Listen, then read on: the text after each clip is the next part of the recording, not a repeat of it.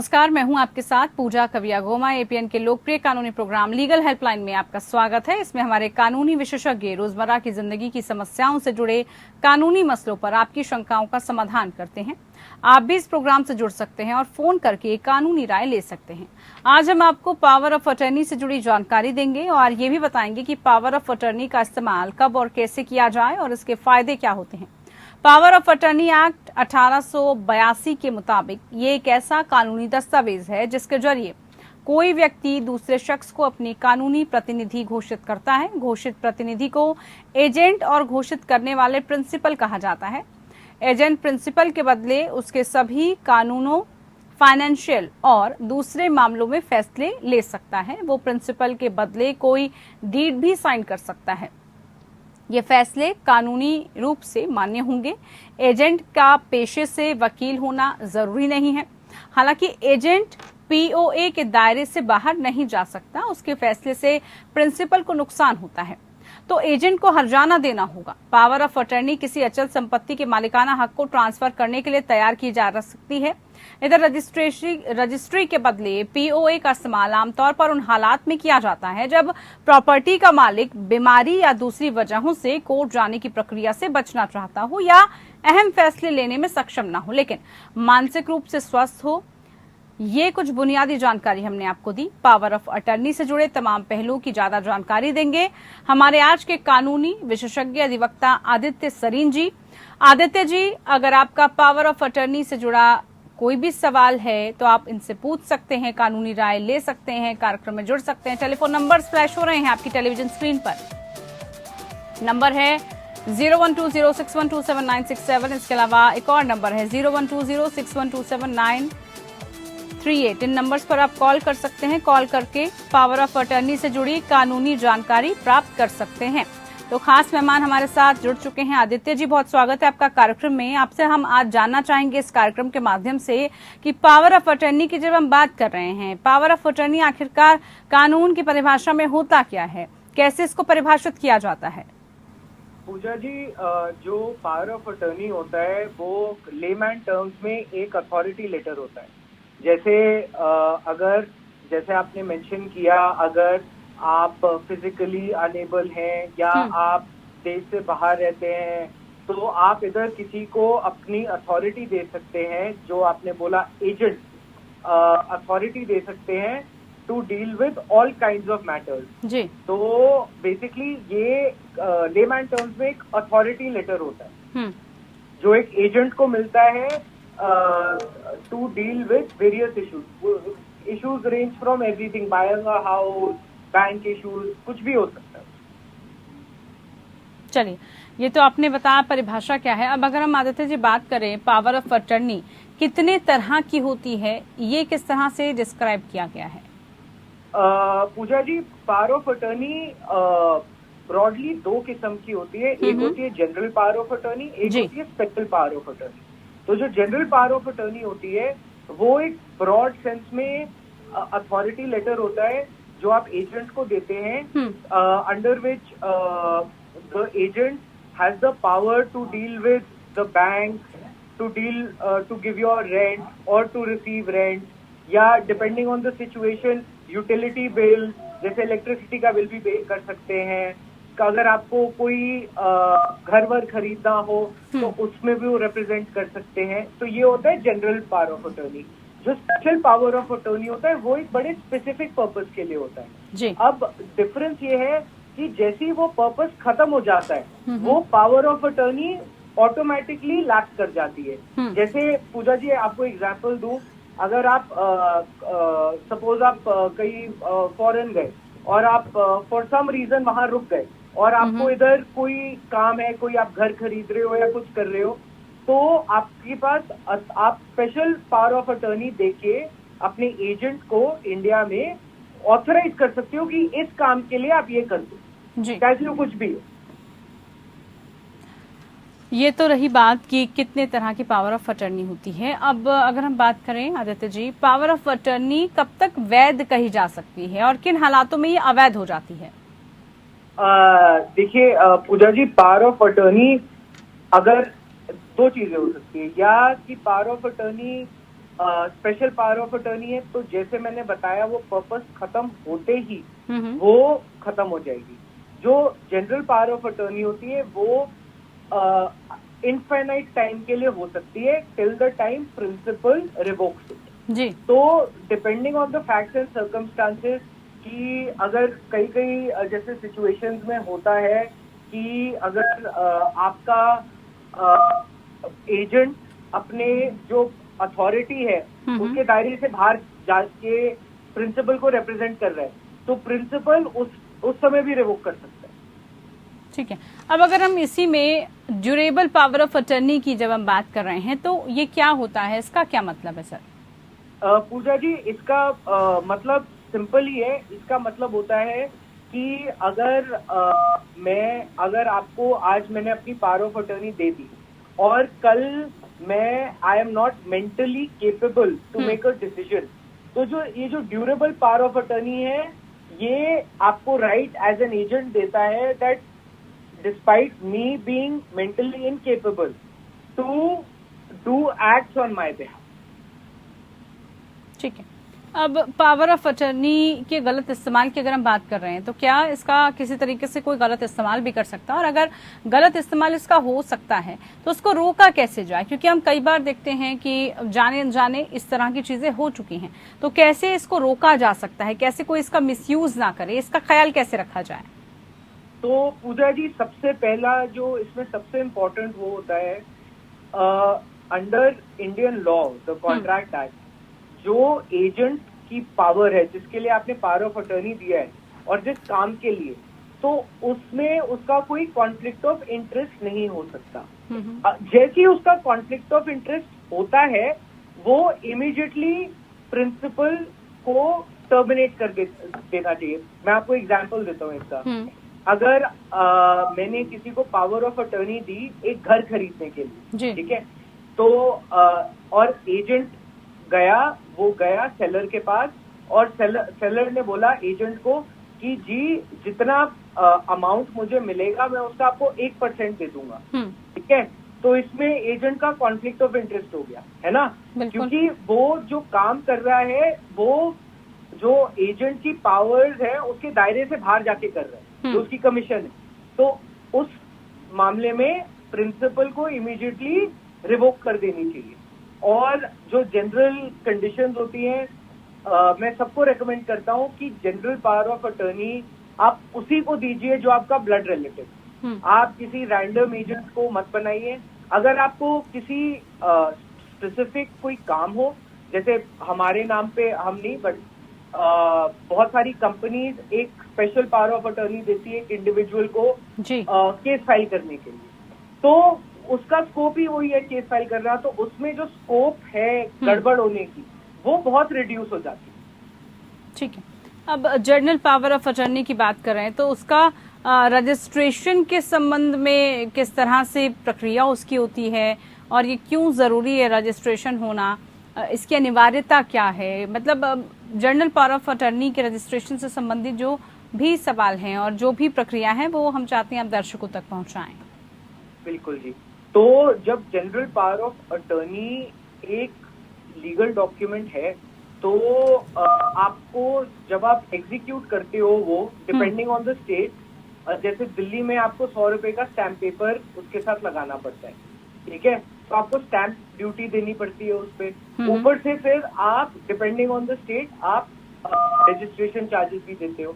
अब इसका मूल्य ये है general power of attorney registration का, दोनों तरफ से, प्रिंसिपल के लिए भी और एजेंट के लिए भी, कि आप कोई भी ऐसी ट्रांजैक्शन करो, आप किसी भी सरकारी ऑफिस में जाओ या कोई घर खरीदने के लिए आपने पावर ऑफ अटर्नी दी हुई है, हर कोई जो है वो आपसे रजिस्टर्ड पावर ऑफ अटर्नी ही मांगेगा, क्योंकि under Indian law a power of attorney जब तक रजिस्टर्ड ना हो it's a useless piece of paper.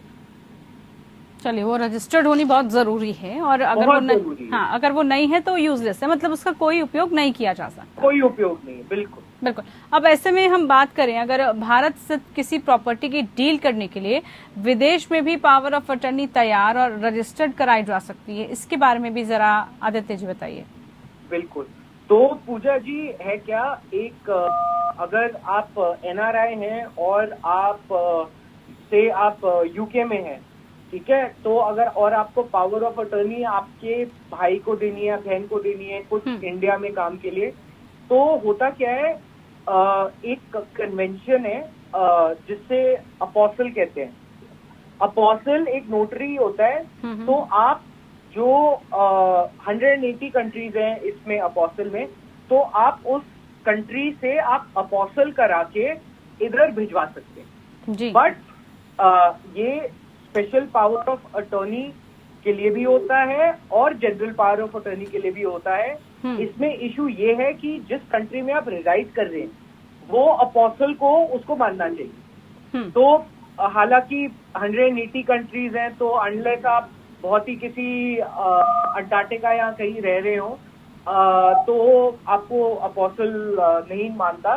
But any normal country, the US, United States, any European country mostly adhere to the apostille, तो आपको apostle कराना पड़ता है वहां से। बिल्कुल। तो पावर ऑफ अटर्नी से जुड़ा कोई भी सवाल है तो तमाम दर्शक भी कार्यक्रम में जुड़ सकते हैं और जुड़कर अपना सवाल पूछ सकते हैं। आदित्य जी हमारे साथ लगातार जुड़े हुए हैं। पावर ऑफ अटर्नी से जुड़े तमाम सवालों की, इसकी कानूनी प्रक्रिया क्या है, क्यों पावर ऑफ अटर्नी महत्वपूर्ण है और क्यों उसको रजिस्टर कराना अनिवार्य है, इसी को लेकर तमाम सवालों के जवाब हम तक पहुंचा रहे हैं आदित्य जी। कार्यक्रम को आगे बढ़ाते हैं, सवालों का सिलसिला भी आगे जारी रखते हैं। पावर ऑफ अटर्नी का उपयोग वित्तीय मामलों में किया जाता है। ऐसे में एजेंट प्रिंसिपल के बदले जो उसके सभी कानूनी वित्तीय जो लेन देन होते हैं वो दूसरे कार्यों के लिए भी फैसला ले सकते हैं। अब आम जिंदगी में ये कैसे लागू होता है, ये जरा बताइए आप।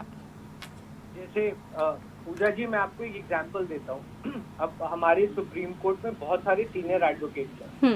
अब जितने सीनियर एडवोकेट्स हैं उनमें से बहुत सारे के पास दिन में टाइम ही नहीं होता कुछ करने का। तो वो करते क्या है, वो अपने कोई भी भरोसेमंद आदमी को एक पावर ऑफ अटर्नी देते हैं कि आप बैंक में ये डिपॉजिट कर दीजिए फीस, आप बैंक से ये उठा लीजिए, या बाकी कोई काम हो, घर का बिल, पानी का बिल, इलेक्ट्रिसिटी का बिल, तो जितने आपकी स्कोप आप सोच सकते हैं आप पावर ऑफ अटर्नी में सब ऑथराइज कर सकते हैं टू दी एजेंट जी। अब ये एक कॉन्टेक्स्ट हो गया। दूसरा जो मैंने आपको बताया था कि कोई NRI है जो फिजिकली इंडिया में ना प्रेजेंट है, तो वो अपने किसी ब्लड रिलेटिव को या किसी को ऑथराइज कर सकते हैं, क्योंकि बहुत सारे NRI पूजा जी आप जैसे जानती होंगी इंडिया में प्रॉपर्टी में इन्वेस्ट करते हैं। तो हर रोज उस प्रॉपर्टी का कोई मेंटेनेंस चार्ज होता है, इलेक्ट्रिसिटी चार्ज होता है, रेंट कलेक्शन होता है, वो सब एजेंट कलेक्ट कर सकता है। बिल्कुल। तो powers under GPA are wide, very very wide. 2011 में सुप्रीम कोर्ट ने कहा था कि पावर ऑफ अटर्नी किसी भी अधिकार या अचल संपत्ति, रुचि या शीर्षक के संबंध में जो स्थानांतरण है उसका एक साधन नहीं है। इसे जरा आप बताइए दर्शकों को कि कैसे वो इस फैसले से प्रभावित होते हैं, दर्शक कैसे समझेंगे जो कोर्ट की तरफ से जो स्टेटमेंट थी इसको। बिल्कुल। तो पूजा जी 2011 से पहले अगर किसी को याद हो तो बहुत सारी ट्रांजैक्शंस जो होती थी जमीन की वो ब्लैक मनी से होती थी। तो टू कर्ब दैट बहुत सारी डिसीजन सुप्रीम कोर्ट ने दी, बहुत सारी रेगुलेशंस भी आई, रेरा भी आया, एक्सेट्रा एक्सेट्रा। अब होता क्या था पूजा जी उससे पहले, अब जैसे मैंने आपको समझाया पावर ऑफ अटर्नी में वाइड पावर्स होती है। तो बिफोर 2011 लोग लैंड का ट्रांसफर कर देते थे through the power of attorney. अगर जैसे मैंने आपने मेरे से जमीन खरीदी, तो instead of entering into a sale deed उस पे स्टैम्प ड्यूटी देनी पड़ती थी, एक्सेट्रा एक्सेट्रा, उसकी जगह मैं आपको एक GPA देता, जनरल पावर ऑफ अटर्नी की, पूजा जी ये लीजिए इस लैंड का जनरल पावर ऑफ अटर्नी और ये आपका हो गया। तो ये ऐसी ट्रांजैक्शन दिल्ली हाई कोर्ट ने हमारे रिकग्नाइज भी करी कि ये तो बड़ा कॉमन सा काम है, तो ये ठीक है। बट सुप्रीम कोर्ट ने बहुत स्ट्रिक्ट नोट लिया कि इस सब में ना बहुत गड़बड़ हो रही थी पूजा जी, क्योंकि स्टैम्प ड्यूटी पे लोग वो कर रहे थे, कम दे रहे थे, रजिस्ट्रेशन फीस नहीं दे रहे थे, ऊपर से जो टैक्स होता है वो नहीं दे रहे थे। तो इस सब के लिए सुप्रीम कोर्ट ने बोला कि पावर ऑफ अटर्नी जो है, जी, the document in itself cannot confer title. तो जैसे प्रीवियस एग्जाम्पल में अगर हम आए, आपको मेरे से अगर जमीन खरीदनी हो, हाँ, और तो मैं आपको जीपीए दे सकता हूँ, ना भी दे सकता हूँ, बट अगर आपको उस जमीन का टाइटल चाहिए तो आपको एक सेल डीड एंटर करनी पड़ेगी मेरे से, आपको उस पर स्टैम्प ड्यूटी देनी पड़ेगी, आपको रजिस्ट्रेशन फीस देनी पड़ेगी। बेसिकली जितने आपकी टैक्सेस हैं पेबल टू द गवर्नमेंट, वो आपको सारा करना पड़ेगा। अब सवाल ये भी उठता है कि अगर किसी भी एजेंट को पावर ऑफ अटर्नी दे दी जाए तो क्या मामलों के प्रबंधन के अपने अधिकार खत्म हो जाते हैं? क्या उनके पास अपने कोई भी राइट्स नहीं रहेंगे फिर? देखिए पूजा जी, ये भी एक बहुत कॉमन इशू है हमारे देश में, क्योंकि बैक इन द डे लोग इररिवोकेबल पावर ऑफ अटर्नी देते थे, फिर निकल नहीं पाते थे। तो इसीलिए जो आप कह रही हैं बहुत बड़ी प्रॉब्लम है, और इससे निकलने के लिए 3-4 चीजें हैं। सबसे पहली बात, आपको एक चेक रखना पड़ता है अपने एजेंट पे, ठीक है, कि वो जो स्पेसिफिक काम है वो कर रहे हैं, ढंग से कर रहे हैं। जैसे आपको रेंट कलेक्शन करना है और वो एजेंट कर रहा है आपके लिए, तो आपको ऑडिटेड उससे अकाउंट्स मांगने पड़ेंगे। अगर आपको लग रहा है कि वो जो एजेंट है आपसे डिसऑनेस्टी कर रहा है, तो आप इमीडिएटली उसको टर्मिनेट कर सकते हैं। तो ऐसा कुछ नहीं होता कि पावर ऑफ अटर्नी एक बार दे दी तो उसके बाद में कुछ कर नहीं सकता, बिल्कुल कर सकते हैं, आप उसको टर्मिनेट कर सकते हैं।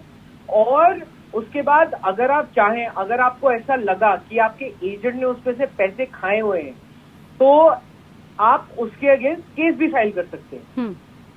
क्योंकि एजेंट की जो ड्यूटीज हैं वो पूजा जी हमारी कॉन्ट्रैक्ट एक्ट में बहुत अच्छी तरह इंश्राइंड है।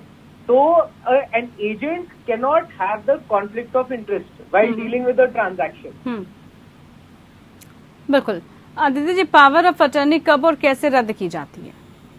पूजा जी आप क्वेश्चन रिपीट करेंगे, मुझे सुनाई नहीं दिया। सर, रद्द करने की बात कर रहे हैं, पावर ऑफ अटर्नी कब और कैसे इसको रद्द किया जा सकता है? जैसे खैर आपने अभी बताया भी है कि इसको जो टर्मिनेट किया जा सकता है, और भी क्या इसकी कोई प्रक्रिया है? आप इसको सिंपल एक लेटर देके पावर ऑफ अटर्नी को आप खत्म कर सकते हैं। और आपको जो पावर ऑफ अटर्नी क्योंकि रजिस्टर्ड होगी, तो आपको जाके सब्सिक्वेंटली जो तहसीलदार हैं उधर etcetera by way of caution वो भी बताना पड़ता है। बट पूजा जी मैं एक चीज रेकमेंड करता हूँ सबको कि general power of attorney, unless कोई ब्लड रिलेटिव हो तब अलग बात है, but general power of attorney इस देश में किसी को देनी नहीं चाहिए। स्पेशल पावर ऑफ अटर्नी दो उस स्पेसिफिक पर्पस के लिए कि चलो मैं बहुत बिजी हूँ अपने काम में, आप मेरा बैंक अकाउंट संभाल लो, आप मेरा इलेक्ट्रिसिटी दे दो, आप रेंट कलेक्ट कर लो, या आप मेरे लिए एक लैंड की ट्रांजैक्शन कर लो। तो जनरल जो पावर ऑफ अटर्नी है उससे बहुत सारे इश्यूज अराइज कर सकते हैं, स्पेशली हमारे देश में। अब जब कोई डीड एक्टिव हो और पावर ऑफ अटर्नी की मौत हो जाती है तो उसके बाद क्या पॉसिबिलिटीज तैयार हो जाती हैं? देखिए पूजा जी बड़ी सिंपल सी बात है, जो पावर ऑफ अटर्नी है, हम अगर हम 2011 वाले डिसीजन पे वापस जाएं तो उन्होंने डिस्टिंक्शन बनाई हुई है कि पावर ऑफ अटर्नी सेपरेट है, सेल डीड अलग है। तो अगर जैसे आपने पावर ऑफ अटर्नी के थ्रू घर भी खरीदा बट आपके नाम पे सेल डीड भी है, आपने उसको जाके रजिस्टर कराया, आपने उसके स्टैम्प ड्यूटी दी, तो अगर आप पावर ऑफ अटर्नी रद्द भी कर देते वो जो सेल डीड है वो तब भी स्टैंड करेगी। तो इसका ये मतलब नहीं कि अगर आपने पावर ऑफ अटर्नी रिवोक कर दी तो सेल डीड भी चले गई, वो सेल डीड तब भी आपके नाम पे होगी। चलिए ठीक है आदित्य जी, आपने तमाम सवालों को आज बताया बखूबी कि पावर ऑफ अटर्नी है क्या और किस तरह से इसको चुना जाता है, क्या इसकी कानूनी पूरी प्रक्रिया है। बहुत शुक्रिया, आप कार्यक्रम में जुड़कर आपने तमाम सवालों के जवाब दिए। फिलहाल के लिए लीगल हेल्पलाइन में इतना ही, आप बने रहिए हमारे साथ। नमस्कार।